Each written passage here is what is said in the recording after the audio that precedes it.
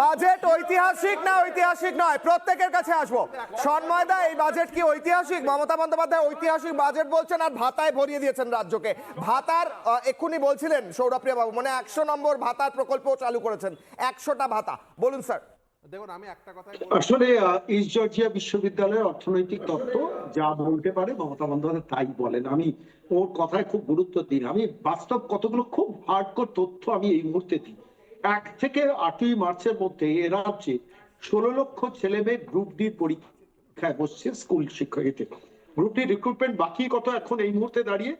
পশ্চিমবঙ্গ সরকারের যে স্কুলগুলো আছে, স্কুলের শিক্ষা দপ্তরের রিপোর্ট বলছে 43,500 পোস্টে ভেকেন্ট, সেখানে রিক্রুটমেন্ট হবে 8,477। 8,477 বসছে কত? 16 লক্ষ। বাজেটে অ্যাড্রেস হয়েছে? বাজেটে এই নিয়ে কোনো কথা হয়েছে? আচ্ছা, আমি একটা খুব ছোট্ট কথা বলি। পুলিশে রিক্রুটমেন্ট প্রতি লক্ষে, পুলিশের লোক দরকার সারা ভারতবর্ষের গড় অ্যাভারেজ হচ্ছে প্রতি লক্ষে পুলিশ থাকে 150 জন। এই পশ্চিমবঙ্গে পুলিশের গড় অ্যাভারেজ হচ্ছে 97 জন, অর্থাৎ 53 জন প্রতি লক্ষে কম এই পুলিশের থেকে। দমকল 167টা দমকল আছে, তাতে আধিকারিক, ফায়ার ব্রিগেডের আধিকারিক কতজন? 197 জন পার্মানেন্ট। দরকার কত? 650-র উপর লোক। রিক্রুটমেন্ট নেই। মাধ্যমিক, উচ্চ মাধ্যমিক, মাদ্রাসা, সেখানে সেই স্কুলগুলোতে এই মুহূর্তে দাঁড়িয়ে 5,328টা গ্রন্থাগারিকের পোস্ট ফাঁকা। রিক্রুটমেন্ট নেই। বাজেটে অ্যাড্রেস হয়েছে? এগুলো হয় না। মানে আমি রাজ্যের মুখ্যমন্ত্রীর কথার সঙ্গে বাস্তবের তফাৎটা কোথায় বলার জন্য আমি খুব ছোট্ট করে আরো কয়েকটা তথ্য দিই। ভাঙড়ে গত 2 দিন আগে মিডিয়াতেই দেখিয়েছে যে একজন কোন ডাক্তার নেই, গ্রুপ ডি স্টাফ, তিনি ডাক্তারি ওষুধ বিলি করছেন, ডিস্ট্রিবিউশন করছেন। চন্দ্রকোনা হসপিটাল, সেখানে গত 13 বছর ধরে কোনো গ্রুপ ডি স্টাফ নেই, কোনো রিক্রুটমেন্ট নেই। আচ্ছা, south Bengal state transport corporation, Durgapur, Asansol, এই কলকাতা, ঠিকা কর্মীরা মাইনে পাচ্ছেন না গত 3 মাস ধরে। চোপড়ায় গত 2 দিন আগের রিপোর্ট, চোপড়ায় একটা কলাগাছি স্কুল, মানে একমাত্র টিচার ছিলেন, তাকে বলা হলো সমস্ত যারা ছাত্রছাত্রী রয়েছে, দোতলা বিল্ডিং, বড় মাঠ, সমস্ত ছাত্রছাত্রীদের টিসি দিয়ে দেও, স্কুলে টিচার দিতে পারবো না। এই বাজেটে প্যারা টিচারদের অ্যাড্রেস করা হলো 1,000 টাকা মাইনে, যেখানে এ রাজ্যে প্যারা টিচারদের মাইনে কত? 10,000, 13,000। প্রাইমারিতে 10, আপার প্রাইমারিতে 13। যেখানে হরিয়ানার মতো রাজ্য, তারা 45,000 টাকা মাইনে দিচ্ছেন, আর এখানে তারা 13,000 টাকা দিয়ে প্যারা টিচারদের দিচ্ছেন, 1,000 টাকা মাইনে বাড়াচ্ছেন। সিভিক ভলেন্টিয়ার, রাজ্যে সিভিক ভলেন্টিয়ার এখন কত আছে? 1,23,000 অফিসিয়ালি, এর সঙ্গে গ্রিন পুলিশ এবং অন্যান্য ট্রাফিকের অ্যাডিশনাল ফোর্স যুক্ত হলে প্রায় 1,60,000। রাজ্যে পুলিশের সংখ্যা কত? 1,60,000। ফলত আলটিমেটলি প্রায় 1.5 লক্ষের ওপর পুলিশের রিক্রুটমেন্ট নেই। সিভিক ভলেন্টিয়ারদের মাইনে দেওয়া হতো কত? 10,000 টাকা। সেখানে ওয়েলফেয়ার বোর্ডের নামে টাকা কেটে শেষ পর্যন্ত তাদের হাতে পৌঁছতো 9,500 টাকা। সেই সিভিক ভলেন্টিয়ারদের টেম্পোরারি হোমগার্ড, নেতাদের কোটায় ডিরেক্ট ঢোকা লোকগুলো, তারা টেম্পোরারি হোমগার্ড একই কাজ করে 18,000 টাকা মাইনে পাচ্ছেন। আর সিভিক ভলেন্টিয়ারদের মাইনে কথা হলো 10 থেকে 11,000 টাকা। অথচ একটা ছোট্ট তথ্য দিই, মুখ্যমন্ত্রী যে এসআইআর উপলক্ষে দিল্লি গিয়েছিলেন না, টোটাল ডেলিগেশন হচ্ছে 550-র উপর ডেলিগেশন, মানে এন্টার টিম, সমস্ত লোকজন নিয়ে যাও। এই রাজ্যের নবান্নের কোষাগার থেকে 23 থেকে 24 কোটি টাকা 5 দিনে খরচা হয়েছে।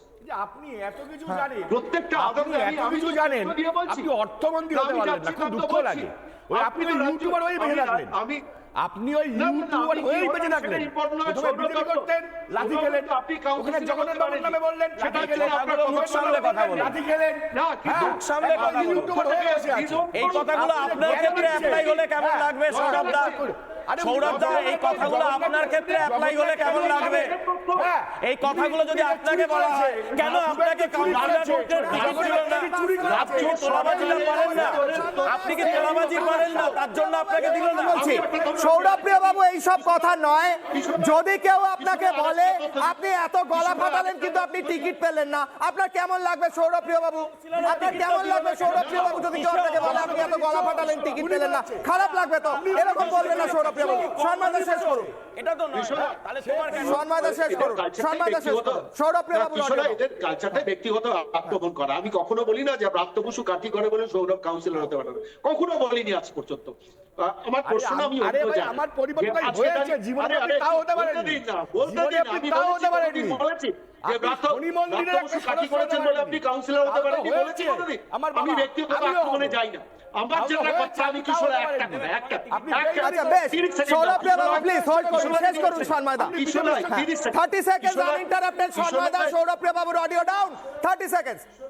আজকে আজকে আজকে ডিএ মামলার রায় পড়ার পর বেরোনোর পর ফিরদৌসদা সঠিকভাবে বলছিলেন যে রাজ্যের মুখ্যমন্ত্রীর কাছে নাকি সিনপসিস পৌঁছনি। আমি ফিরদৌস আমরা সবাই পেয়ে গেলাম, উনি পাননি, ছেড়ে দাও।